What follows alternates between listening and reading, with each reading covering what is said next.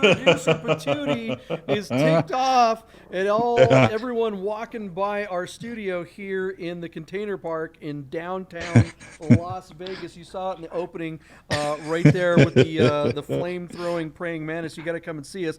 My name is John Polnik. I'm the host of your show, Bid Nerds, along with my partner Michael Deeb in San Francisco. This is the show where we dig through all the automotive enthusiast auction sites. We find the most interesting car of the day, and then we have a conversation about it right here with you. We tell you what's interesting about it. We make a prediction as to what that car is going to sell for at the end of its auction, and then we show you the results. We time travel into the future, and we bring you the numbers. You get to find out which one of us is right, which one of us is wrong. It's usually me. I'm right because my partner's a dirty cheater. How are you, everybody? Thanks for hanging out. Seriously. We really do appreciate those 4 or 5 people that actually watch the show. And for the dozen or so people that tend to watch the show but haven't subscribed, what the hell, man? Yeah, I mean, hit the button. Smash it. A second. You are disappointing, Patootie. I just picturing our editor, who I know loves Patootie, and watching. I'm just imagining what she's going to be like. Oh my God, I can't believe Patootie's getting so much camera time and won't stop barking. She's going to crack up. Can you believe? I mean, anyone that would disappoint that face? Nobody. Come on, man. Hit the subscribe, like, and notification Have a heart button.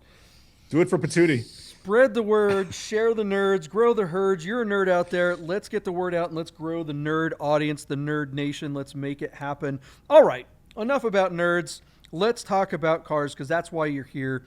Nobody cares about us. Good one today. The most interesting car today is definitely, I'm getting, if I were standing doing the show, I would drop. Look at this. Yeah. This was just putting me down on the ground. Holy cow. All right, so JP, you and I get along because we tend to like the same things, and then we also know when to get out of each other's way. And usually when it comes to convertibles, I always, motion to you, and I'm like, JP, what do you think of this? It's a speedster, it's a blah, blah, blah, it's a cab, it's a whatever, and you love your convertibles. But I would fight you for this 1992 Porsche 911 America Roadster with a manual transmission. Okay, our car is offered out of Lynn Creek, Missouri, and is showing just 59,000 miles on the odometer. In 1992, Porsche brought 250 of the America Roadsters to the United States to commemorate the 40th anniversary of the edition that I didn't actually really know about, the 356 America Roadster. So, not very many of these cars got this kind of treatment. I would say that Amethyst was probably a paint to sample. And when you look at that interior, JP, if you get to the interior with the photographs, stop and let the audience take it all in. You've got like an amethyst dash and steering wheel and carpets. And then you've got these light gray sort of linen colored seats with amethyst piping. This is definitely a car that was ordered bespoke for some VIP at some Porsche dealership. I kind of just ran through the Carfax. It does look like this car has had probably 5 or 6 different owners, and the car has spent time across the Midwest. But by all accounts, the car looks to be in pretty good condition. John, did you notice that on the front end of this car, somebody sort of tacked on an aftermarket what do you call it? Like an aftermarket spoiler to protect the chin of the car, but it looks like they punched it all up into the normal air intake in the front of the 911. It doesn't look good. I would remove that. And they all something. We took out these anchors in the front of the car and put like aftermarket air intakes that probably run cooling air to the brakes or something like that. It would be cool if you did that to an RS America, but I think on an America Roadster, that looks really out of place. I just wonder if the front end of this car, if the history of the ownership of this car might hold this particular example back. I don't think it should, being sort of an unusual colorway like this. So JP, by the numbers, 1 of 250 made in Amethyst. This could be a 1 of 1 or 1 of 2 cars. By the production numbers, this is a really rare car, and I think the value should be really high.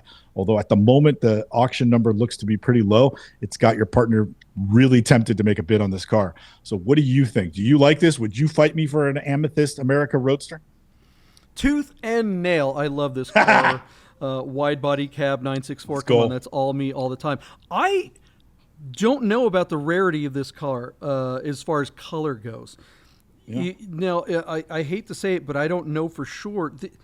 This may have been one of the colors that they came in. I mean, I Wow. think because I've here's the never- thing. I've been very fortunate in my life. I think you can say the same thing. We've had a lot of good things happen for us, and to be in a world where something like this car could actually be in one of our garages means we need to thank our lucky stars. The first time I saw one of these, I was very young. What car is this? What year is this? 92? 92. 92.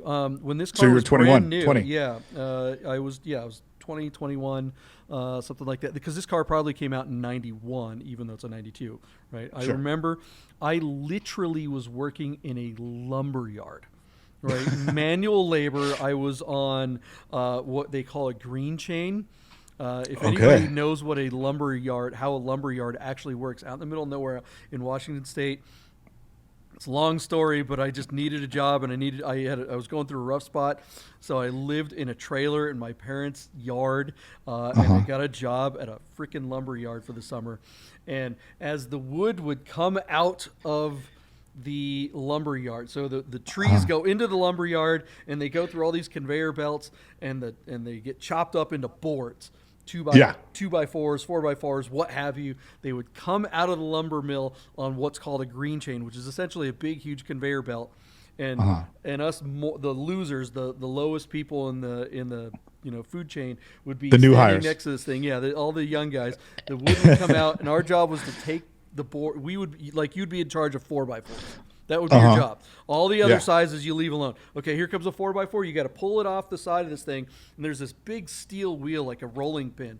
So you pull the freaking. It wouldn't matter how long it is, but you pull it out, leverage it on this piece of steel. You're on this high platform, and you got to roll it in. Next to you, there's like a stack of 4x4s, and then you wrap them up, and the forklift comes and takes it away. Horrible job. People breaking bones and physically challenging 10-hour days, literally back-breaking work out in the middle of nowhere, right? Yeah. And I remember one of these driving by. And that was the one thing about the road getting to this lumber mill. I had a 944, an old beat-up one, and everyone was like, what is this guy working this S job driving a Porsche, right? That was, people didn't realize that they were cheap cars back then. Yeah. But, I remember hearing this car, knowing what it sounds like, and the road to this job was almost worth doing the job. Like it was the beginning part of Highway 20. If anybody's been in that part of the country, one of the best roads anywhere in the world. And I remember it was like slow motion. This car going by. It was this color.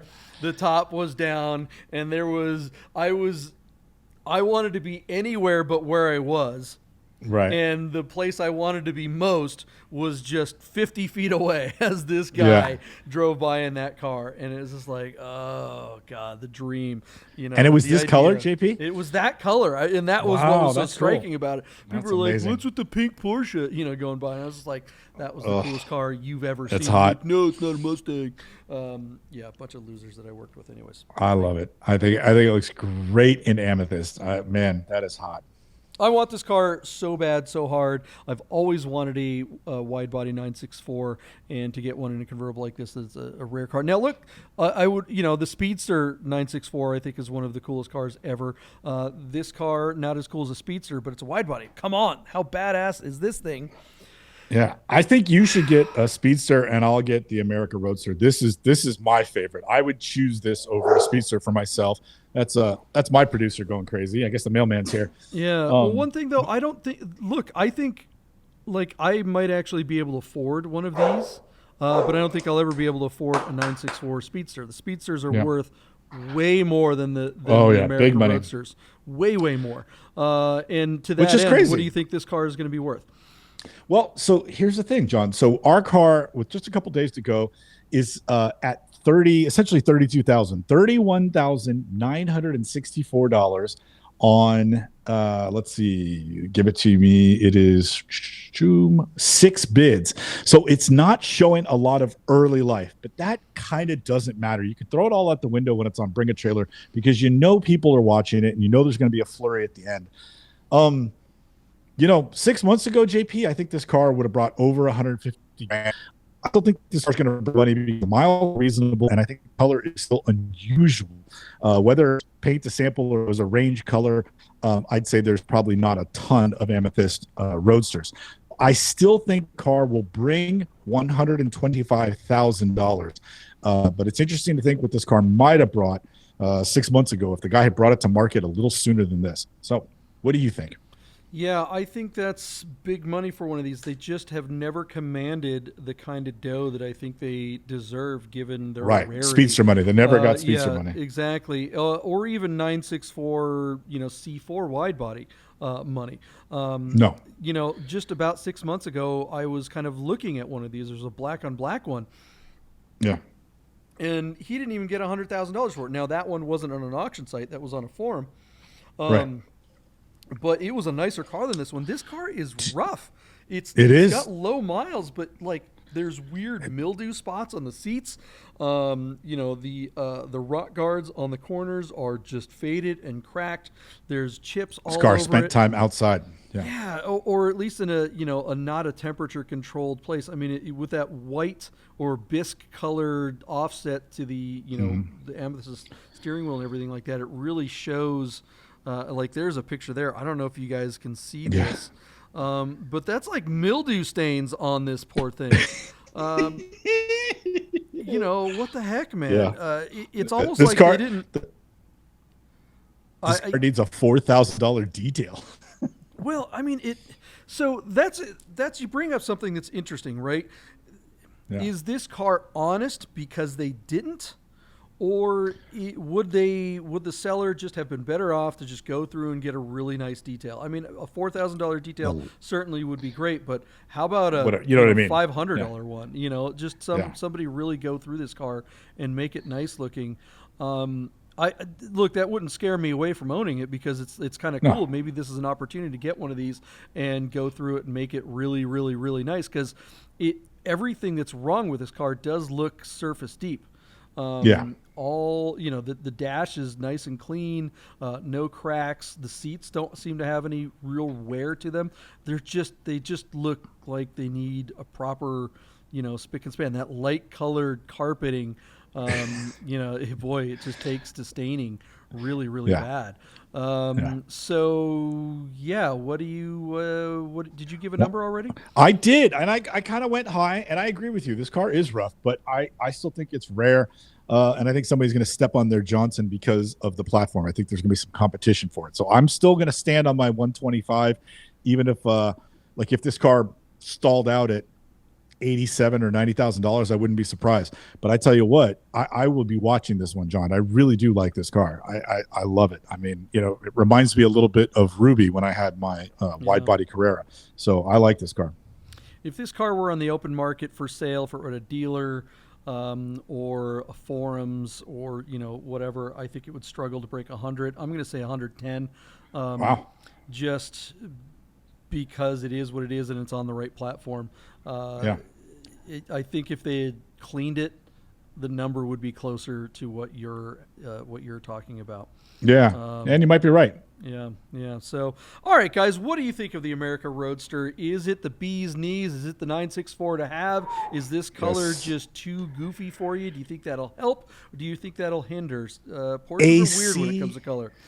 Yeah, AC, rear-wheel drive, limited slip differential. These are shockingly good driving cars. So and a few mods. I mean, putting coilovers on this thing, a spread tower brace, and you have a completely different car. Yeah, for sure. 964. Okay, guys, we're gonna find out how much this car goes for right after this. Okay, guys, I want to tell you about Vegas Auto Fest.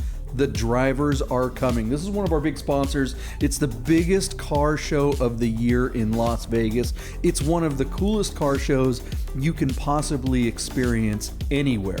If you haven't made plans to be part of Vegas Auto Fest on September 17th, then do it now. Go to vegasautofest.com and register your car. You think you're a car enthusiast?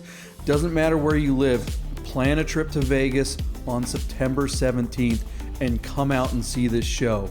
It's like Monterey Car Week all in a day. Have you ever been to the Quail? Have you ever been to Works Reunion? Have you ever been to Amelia Island? All those car shows are amazing and great. Have you been to Luftkult? Sure, but Vegas Auto Fest is something special. Make a plan for September 17th. We'll see you in Vegas. Hey guys, welcome back to Bid Nerds, your daily nerd out on the most interesting car of the day from all the automotive enthusiast auction sites. We are having at it right now. We just looked at a pretty darn interesting car. You just saw a commercial, and while you were watching that commercial, I'm sure you hit the subscribe, like, and notification button because you're a nerd and that's what you should do. So do it. If you haven't done it already, smash that like button and the subscribe button. That's what the internet kids say. But, you know, hey, look, okay, we do get a lot of you guys not subscribing. We know you're watching, but you're not subscribing. So please help a fellow nerd out. Share a nerd. Spread the word. All that kind of stuff. Grow the herd. All the rhymings. Anyways, okay, so what happened with this really pretty but kind of poorly represented 911 Roadster America 964? What's going on? What happened at this auction? Yahtzee watch. We have a Yahtzee alert. We could be having a Yahtzee here. JP, this car has traded hands a bunch of times, but I still think that Amethyst, even if it was a regular range color, was so rarely taken that it almost comes off as paint to sample. The America Roadster is rare by the numbers, like 125 of them. And I think rarer still in Amethyst, even though you shared that incredible story about seeing exactly this car when you were just a wee young pup and just owning at that moment your first Porsche. This is such a rare car. I'm actually surprised by this result. I said $125,000. You said 110. Our car sold on Bring a Trailer for $126,000 on 56 bids. It got a lot of action. And with that much action, I'm surprised it didn't bring more money. I missed a Yahtzee by $1,000. I guessed correctly because of the poor representation and these weird modifications and how many times the car's changed hands and how it's lived all over the country.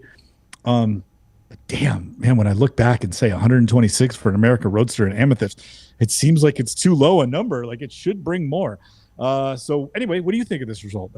Are you surprised by that at all? Look, anyone who knows me, or if you've watched this show or watched me on any of the other shows, one of my most common positions to defend is the being a fan of cabrios. And, I'm a crusader against cabrio phobes, which there are many of. I've said it 1,000 times, people who love cabrios also love coupes. But for some reason, people who prefer coupes are always prejudiced against cabs. They just have these crazy it's like you couldn't go to a Klansman with more wrong-headed, stupid ideas about cabs usually when it comes, I don't like cabs. It's like, okay, go get your pointy hat. My God. So that said, I think I was looking at this car going, we've seen these not find the love. This is a wide body 964. Yeah, so cool. We recently talked about a wide body 964 C4 coupe that failed to sell at 175. Typically they're going for 200. So that was a surprise. So this one creeping up there. Now this car is nowhere near in good as condition as that 964 wide body coupe that we saw. And for that reason, and knowing that there are just still in America in 2022, there are a lot of cabriophobes out there. I just had to underbid. But I do think that if this car had simply had a detail, if the owner went and paid the $1,000 for one of those really good, details, this car probably would have brought another 20 grand. I mean, this car looks like generally is in good condition. It was just really dirty and had some silly, stupid stuff on it that could easily have been removed, and would have presented so much better. Now, I think you may remember, Michael Deeb, privately, I reached out to you just months ago. It was maybe 3-4 months ago. There was a black on black one of these on one of the forums that I really wanted to buy, but I just wasn't in the position. And they weren't even asking 100. So again, I think that's because the cabrio-phobe nation is real. There's just there's just a bias against convertibles, and even though this car is spectacular, I would prefer it in all black, but this color definitely is going to get some attention.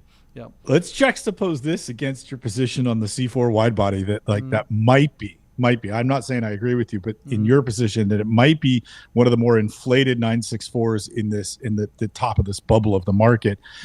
Could this be the polarity to that, in that it's like the best value out there? You're talking about a wide body, rear wheel drive, one of 250, and this car has only 60,000 miles. I mean, this just seems like a screaming deal to me. I'm probably going to regret only not jumping rear-wheel drive wide body 964.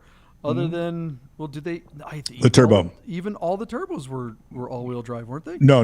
These are the last. Okay. The last rear-wheel drives. The 993s are the all-wheel drive. The 993s were all turbo. Yeah, except for but still, this is the only wide-body rear-wheel drive, normally aspirated drivetrain they brought to the U.S., and it's just a fantastic looking car, especially in this colorway. I could definitely get over the light gray seats and the purple dash if this car were clean and set up nicely. And man, what a hot car. Great result for the buyer. I think the seller is going to be kicking himself. Probably shouldn't have let go of this car. Really neat car. Would have been great to see this car cleaned up at Works Reunion in Monterey last weekend. This car probably would have gotten a whole heck of a lot of attention. If you're looking for one of these coveted parking spaces at Luft 8, like all the rest of us nerds are, right? Like you bid something, I positioned a friend of mine's car. Would you not think that a amethyst like 964 America Roadster would be just a shoe in? I mean, isn't that just a yes? Like you hit the easy button, right? Like, come on, man. And a lot of people are speculating this year. At the time of this recording, they have not released any information as to whose cars have been accepted yet. Right. So for those of us who were likely to be a Luft reject, we don't know just yet. But a lot of the speculation, since they mentioned in the email to everyone, they said that this year's collection would be the raddest collection of air-cooled 911s ever. So I suspect their emphasis is going to be on 80s and 90s 911s. So this car is certainly one of the rarest early 90s cars, and couldn't be more rad. I mean, all this thing needs is a squiggly blue, and pink line down the side of it, from like a motorcycle. You're right. Yeah. It's, like a GSXR of the era or something like that of the same year. But what do you guys think of this result, guys? Does this car represent a value in 911? Is this under realized? Tell us in the comments below. Do you think it's overpriced? Do you think who would pay that much for a purple wide body cab? Are you a cabrio-phobe? Go ahead and admit it in the comments below, and we'll try not to make fun of you too much. I know you guys are all making fun of me. Go to your clan. Go to your cabrio-phobe clan meeting now if you hate this car. Guys, that might be your most insane tie-in yet. Go get your pointy hat if you don't like it.